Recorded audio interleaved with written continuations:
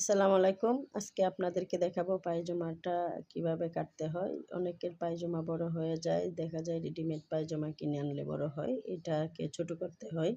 এইজন্য আমরা আগে কি করব? আমরা আগে ফিতাটা দিয়ে পায়জামার পুরা মাপটা নিয়ে নিব যে কতটুকু লম্বা আছে।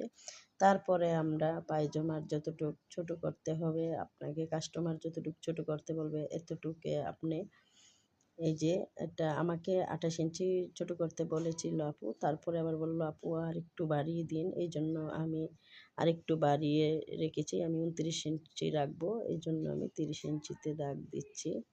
এই যে এখানে এভাবে সোজা করে চোখ দিয়া দাগ দিয়ে নিবেন। আর যারা নতুন আছেন তাদেরকে আমি দেখিয়ে দিচ্ছি। আপনারা যদি সোজা করতে না পারেন এইভাবে ফিতা ধরে এই একটু, একটু করে দাগ দিবেন। এভাবে পুরাটা দাগ দিবেন, দিয়ে সোজা করে নেবেন। দাগ দেওয়ার পরও আবার মেপে দেখবেন যে সব সাইডগুলা ঠিক আছে কি না। তারপরে আমরা এখন কেটে ফেলবো। এই যে পায়জামাটা আমি কেটে ফেলছি।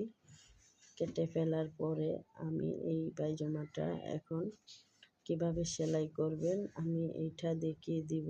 যে এই যে এটা ফিট অফ দা করা, এই জন্য এটা ওইভাবে সেলানো যাবে না। এটাকে এই ভিতরের দিকে একটু ভেঙে তারপরে সেলাই করতে হবে। এইভাবে সেলাই করতে হবে, না হলে পায়জামাটা দেখতে ভালো লাগবে না।